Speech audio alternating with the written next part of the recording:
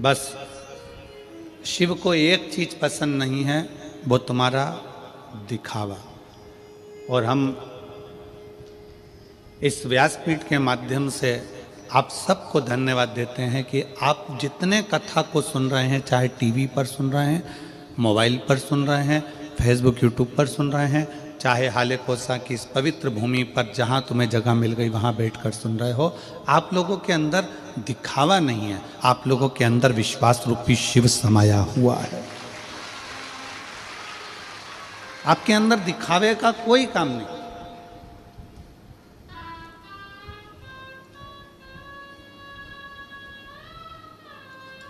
बाकी की जितनी कथा होती है ना, उसमें बैठने के लिए लोगों को गादी लगाना पड़ती है, चादर लगाना पड़ती है, आसन लगाना पड़ता है, कालीन बिछाना पड़ता है, कुर्सियाँ देना पड़ती है, सोफे देना पड़ते हैं, पूरी व्यवस्था करना पड़ती है। पर भारत की ये पहली कथा होती है, शिव महापुराण की कथा, जो इतने सालों से लोग टीवी पर भी सुन रहे हैं, अपने अपने क्षेत्र में भी सुन रहे हैं, कि लोग अपने घर से बिछाने का साथ लाते हैं, ओढ़ने का साथ लाते हैं, पानी की बोतल साथ लाते हैं, खाने का साथ लाते हैं, और अपनी मस्ती में जहाँ जगह मिल जाए, रोड पे मिले तो रोड पे, चौराहे पर मिले तो चौराहे पर, पुल पे मिले तो पुल पे, जहाँ उनको जगह मिलती है वहाँ बैठकर अपना आसन लगाकर कथा का तत्व ग्रहण कर लेते हैं। इसमें दिखावा नहीं, इसमें भक्ति है।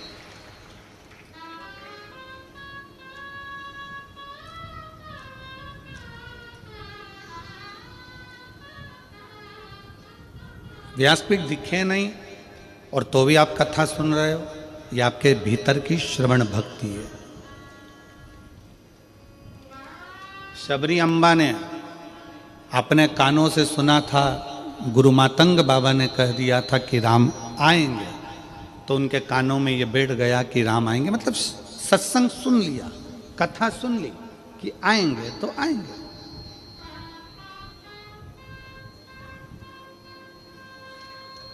माँ कर्माबाई ने अपने गुरु के मुख से सुन लिया था कि भगवान को प्रेम से अगर भोजन कराया जाए तो भगवान सब कुछ पा लेते हैं। कर्माबाई ने वो नज़ारा भी देख लिया। मीराबाई ने अपने गुरु रविदास जी से सुन लिया था कि भगवान तो घट घट में बैठा है, जहर को भी अमृत कर देता है, तो मीराबाई ने वो भी देख लिया। मीराबाई ने वो भी देख लिया।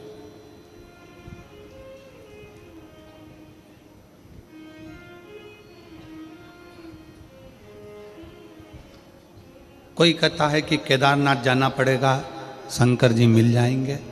कोई कहता है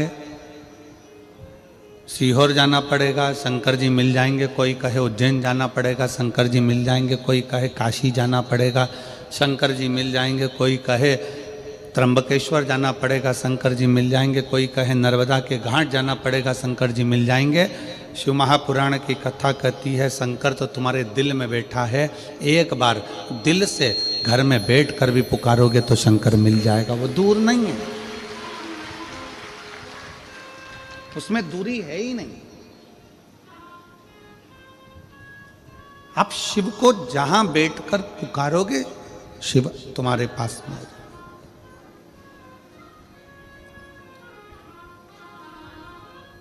पर हमारे अंदर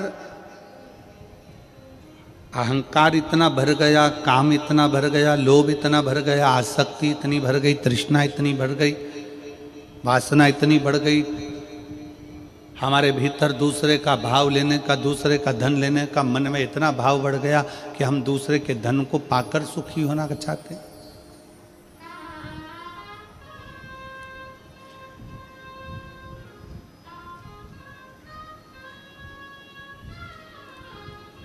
चोर कितने होते हैं?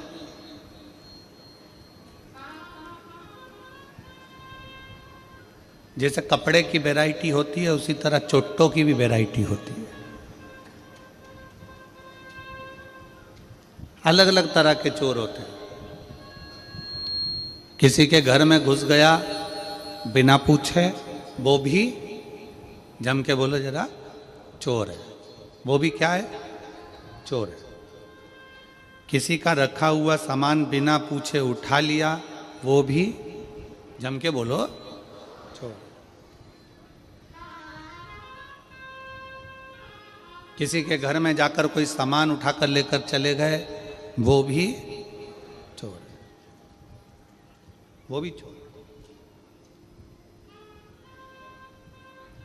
घर में कोई गाजर का हलवा बना, पूड़ी बनी, खिचड़ा बना, चावल बना, भोजन बना, भगवान को दिए बिना, भगवान को बिना भोग लगाए खा गए, वो भी चोर है।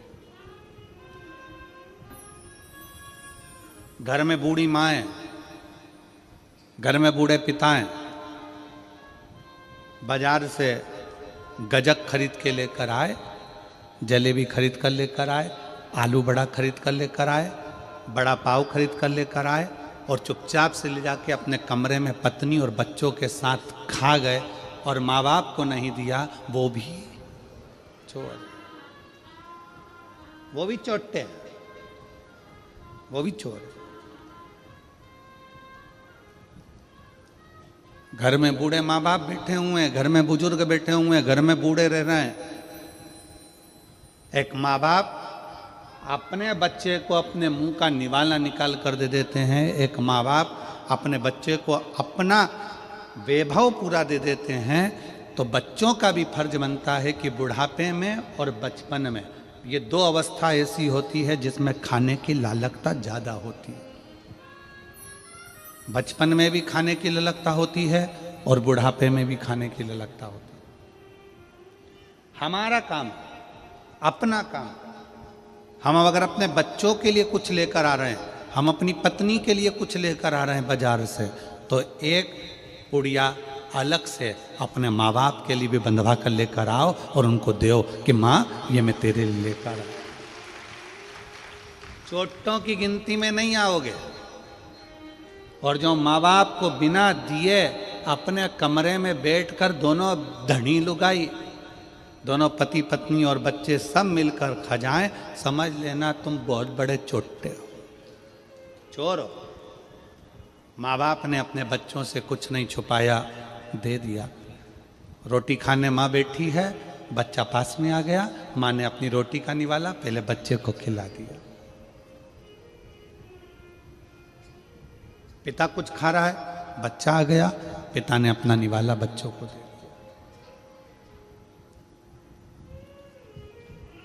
अब हमारा फर्ज है, अब हमको चाहिए कि हमारे माँ बाप बूढ़े हो गए हैं, हमारे माँ बाप बुजुर्ग हो गए हैं, तो उनको भी बुढ़ापे में कुछ ना कुछ खाने की ललकता बनेगी। उनके भी हृदय में भाव आता है कि मैं कुछ खाऊं। शरीर से बनता नहीं है तो बहुओं से कह सकते नहीं है। अपना फर्ज है कि जब बाजार से अपनी पत्नी के लिए कुछ खरीद कर ला रहे हो, बाजार से अपने बच्चों के लिए कुछ खरीद कर लेकर आ रहे हो, तो अपने बूढ़े माँ बाप के लिए भी अलग से थोड़ा सा पैक करा कर लेकर आओ और उनको बंद एक पुड़िया बनाकर एक अलग से लेकर आकर उनको कहो, माँ ये मैं तेरे लिए गजक लेकर आया हूँ, माँ मैं तेरे लिए गाजर का हलवा लेकर आया हूँ, माँ मैं तेरे लिए ये लेकर आया हूँ। बुजुर्ग खाता कम है, अपने बेटे का स्वभाव देखकर, बहू का स्वभाव देखकर आशीर्वाद देता ज्यादा है, आशीर्वाद ज्यादा देता है।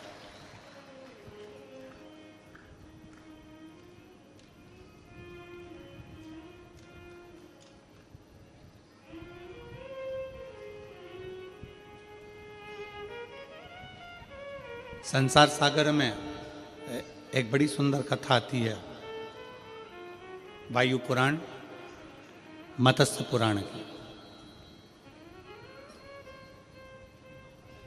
वायु पुराण में, मत्स्य पुराण में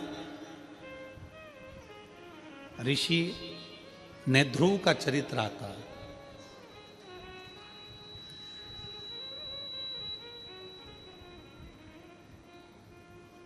ऋषि नेध्रुव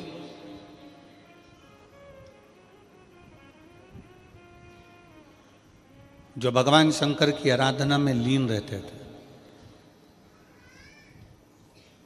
शिव की भक्ति में लीन है। उनकी धर्म पत्नी का नाम था सुमेधा।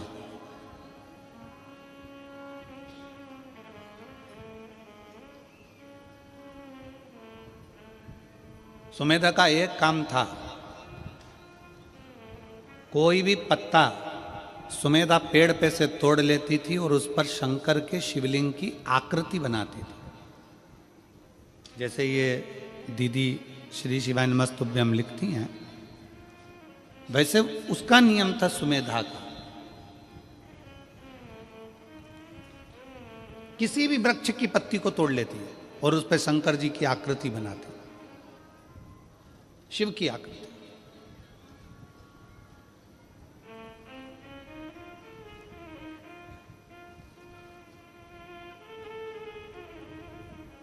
उसने पत्तियां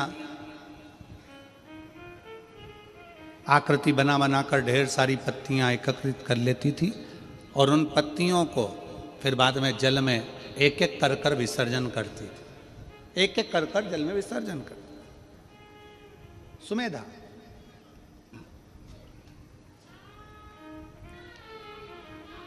नेद्रु ऋषि की धर्म पत्नी सुमेधा कोई भी पत्ती मिल जाती उस पर चंदन से, अबीर से, गुलाल से, जो उसके पास में होता उससे उस पर वो शिवलिंग बना लेती।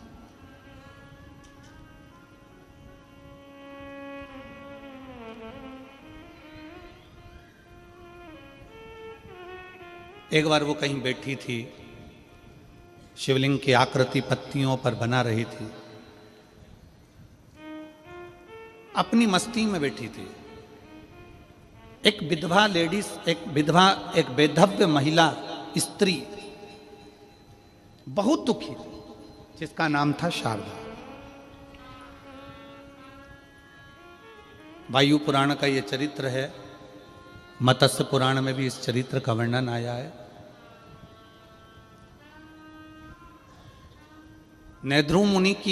नेद्रु ऋषि की धर्मपत्नी सुमेधा पत्ते के ऊपर शिवलिंग की आकृति बनाती है। शिवलिंग की आकृति।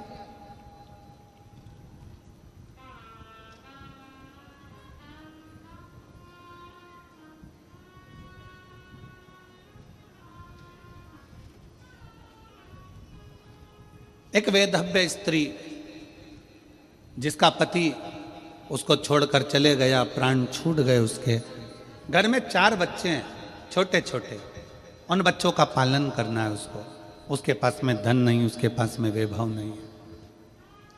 पूरे गांव गांव नगर नगर घूम घूम कर काम मांगती है कि मुझे कोई काम मिल जाए, मुझे कोई ऐसा कार्य बता दो जिससे मेरा जीवन कट जाए, अच्छे से निकल जाए।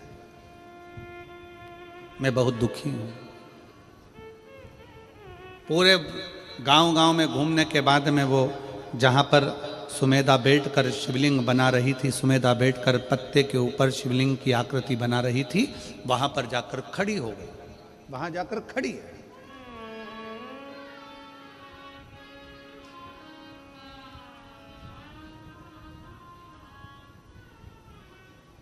एक दिन हो गया, 2 दिन हो गया, 3 दिन हो गया, 4 दिन हो गया, 5 दिन हो गए।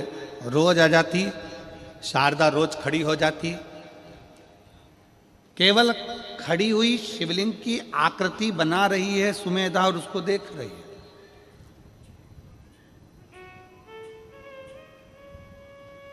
अब उसने क्या देखा कि सुमेधा ने जैसे शंकर की आकृति बनाई और पत्ते को नीचे रखा, दूसरा पत्ता उठाया, फिर लिखा, फिर आकृति बनाई, फिर पत्ता रखा, फिर आकृति बनाई, फिर पत्ता रखा। इतने में शारदा ने क्या देखा कि एक इल्ली उस पत्ते के पास में गई। एक इल्ली, छोटी सी इल्ली उस पत्ते के पास में गई।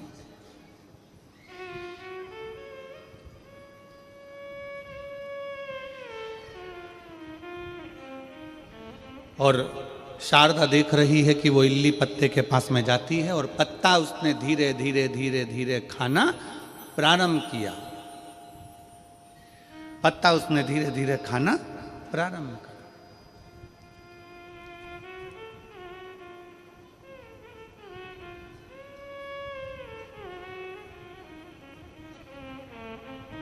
कुछ देर तक शारदा देखती रही।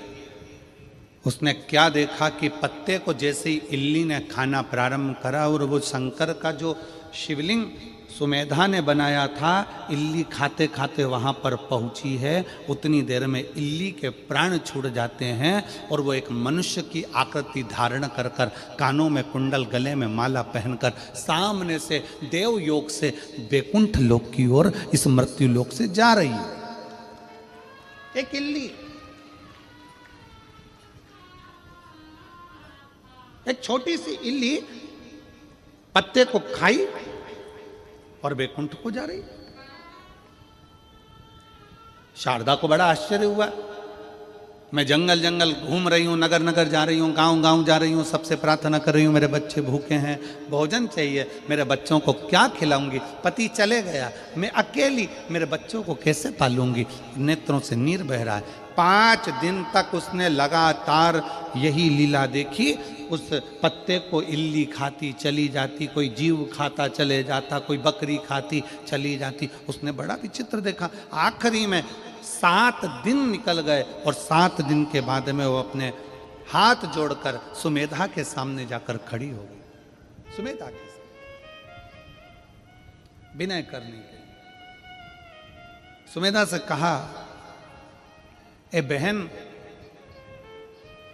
मेरे को एक बात कहना। सुमेधा ने कहा, तुम कौन हो?